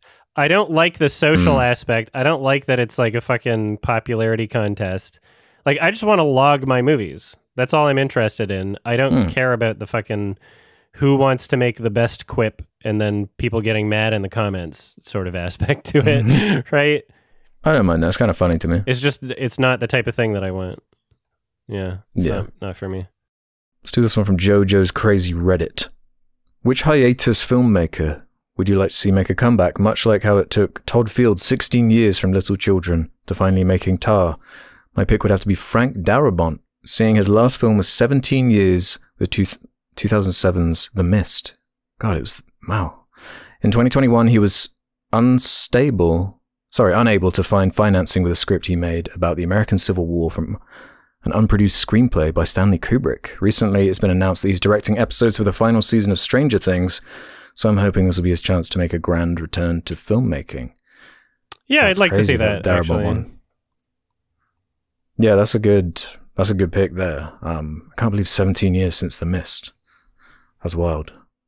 And that sounds like a really cool project too. The fact that's crazy that like Darabont couldn't get something like that made, considering that's the studio system, huh? Yeah, it's crazy that fucking talented artists can't get their projects funded and that they have to do superhero nonsense. Yeah, it's upsetting. I don't know what Michelle Haneke's health is like, and he's very old, but if you can pump one more out, that'd be cool. He was supposed to do like a miniseries and then that got scrapped. He hasn't made a film since 2017. I guess on a similar note, like Alfonso Cuarón, he did do a miniseries recently, right? But he hasn't done a feature since Roma, right? That was a while ago now. So what, like 2018 or something? Let's see another film from him. There's definitely more to explore with that style and what he brings. So I haven't heard the greatest things about this miniseries he's doing, but I'd like to see more from him. Yeah. And another one that kind of stood out to me was I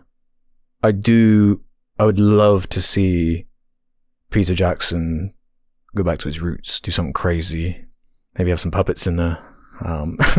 Yeah. Just something away from the studio system, maybe, because he's like jaded from all that too, huh? With what happened with The Hobbit, and he's just kind of worked in documentaries since. So I'd love to see at least one more passion project or something smaller from him. Would be cool.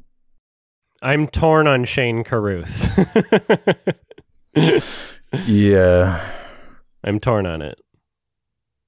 He's a very talented artist, but also a psychopath. Yeah, it's more of a coin flip. Yeah, it's one of those. I mean, I just assume it's just safer to assume they are psychopaths, to be honest, and you're not like disappointed when it comes out.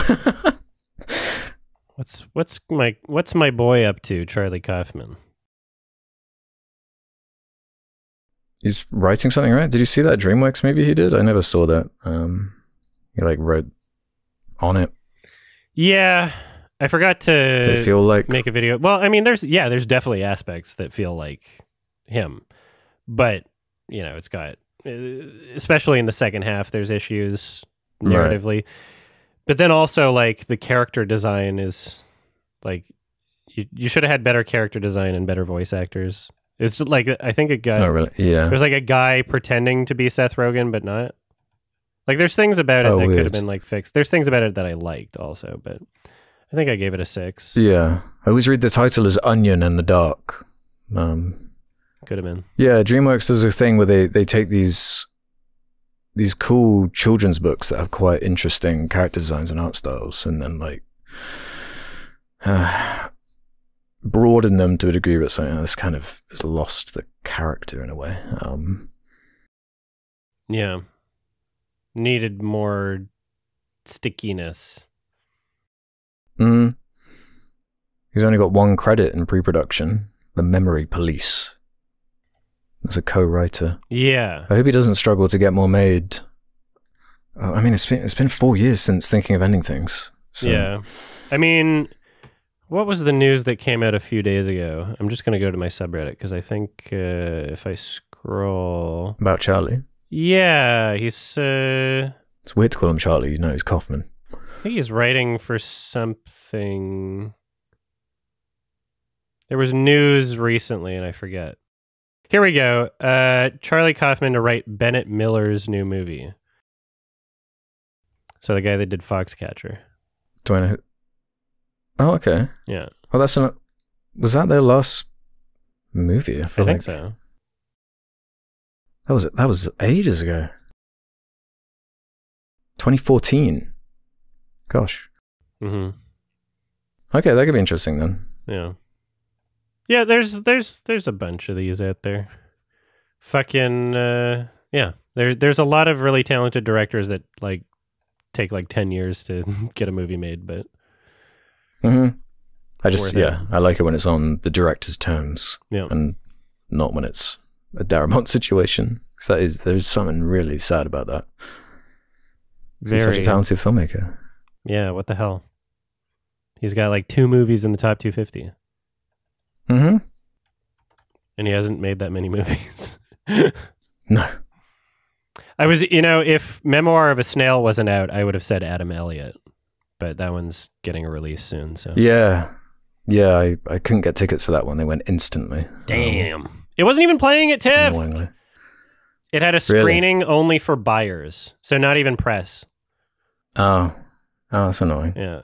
Yeah, I think they underestimated how popular it was going to be at my one, because they put it in like the dinky cinema. Oh. So, man, I think you could probably fill a bigger room than that, but... Generally, it's up to the distributors. Yeah, that makes sense. So if you get like only one screening, it's because they just don't want as many people to see it before the wide release sort of thing. Right. Yeah, I'm really excited to see that though. It's getting great word of mouth. Yeah, I'm very hyped. You want to do one more? Okay, let's do this one from the Lego Movie Man, 1968. What are your thoughts on the word homage? Was it homage? Homage? And how it might be used in film. Homage? It's something I often hear in a negative context, such as people that claim that Quentin Tarantino's homages are just stealing and getting away with it. But I was wondering what was pro and con the two of you might have towards it. I mean, homage I would use in circumstances where it's not like ripping something off. I wouldn't call it an homage if it felt like a ripoff. So like Joker, for example, an obvious homage to... I would call that a ripoff. Scorsese movies. Yeah, that was my issue too. Because that's kind of what it comes down to. That was just going through the motions of the other things. But not as good, and not making something new and fresh out of it. Like, homage, I would say, is like kind of evocative of something else, is to like remind you and make like a clear connection to another thing, but not to use it as a crutch, right? Yeah. Mm-hmm. Like if you're still creating your own thing. Yeah, that's why I prefer the term like spiritual successor or something.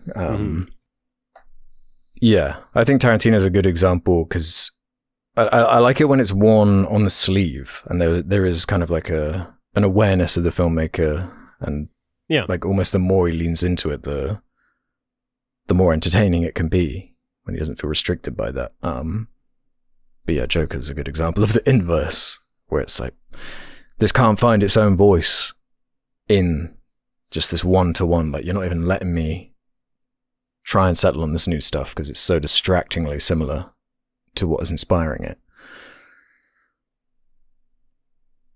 And there was an interesting reply from V for Volta, who said, among others, much like Edgar Wright sometimes, he's often more seen as a collage artist than one who's able to channel his influences into something more transformative, as well as being personal, in a way that would garner more critical respect as it does like a contemporary like PTA.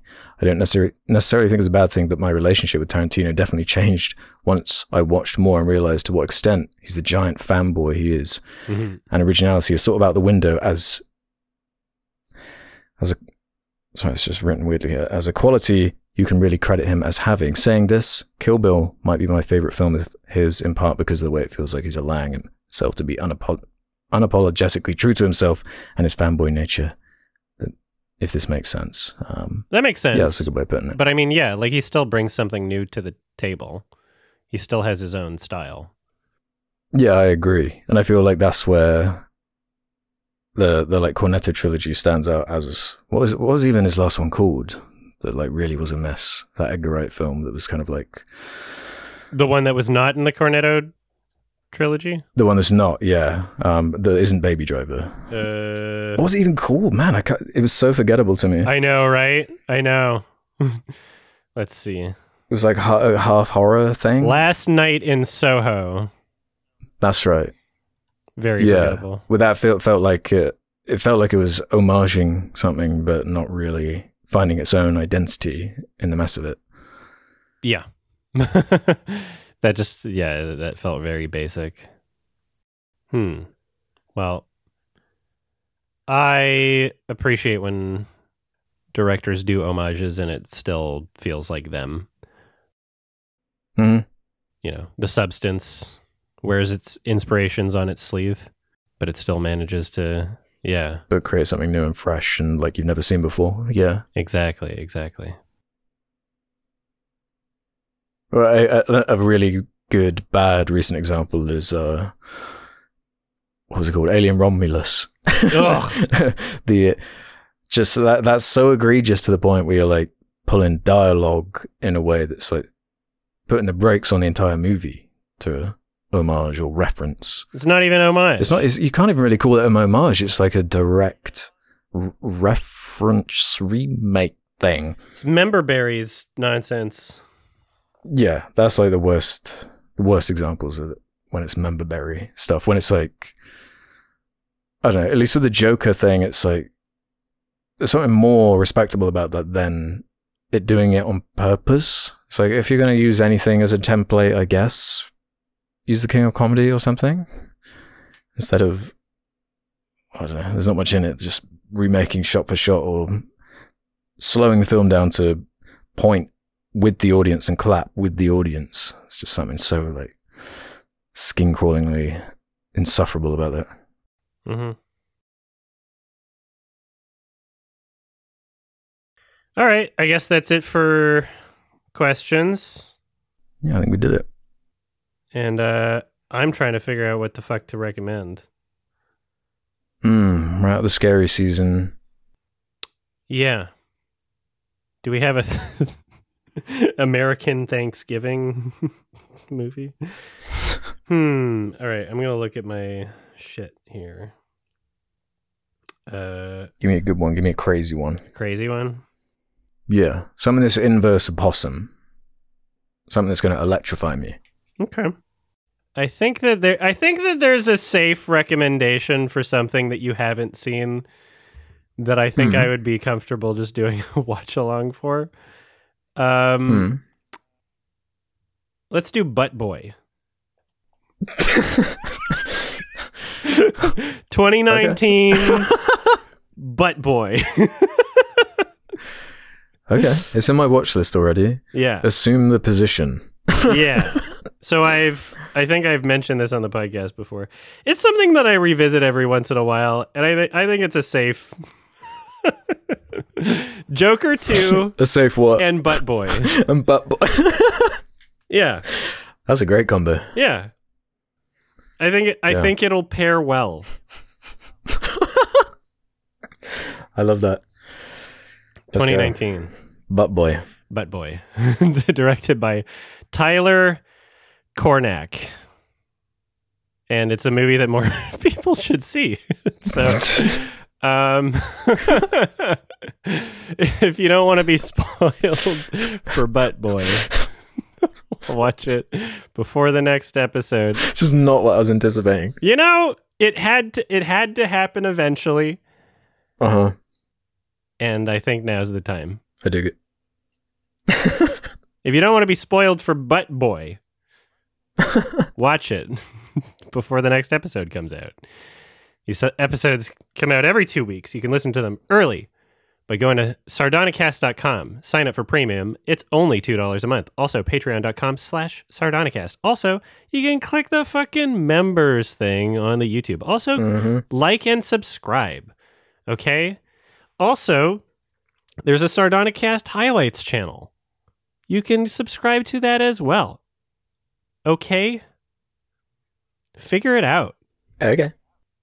Okay. All right, Joker 2 Butt Boy. Get it right, man. Joker 2 fully do butt boy. All right, thanks for listening, everybody. That's a title that commands your attention. It really does. Like it's undeniably intriguing, right? Yeah. Yeah, thanks for watching, everybody. Thanks. Have a happy Shrek 5. Bye. Mate.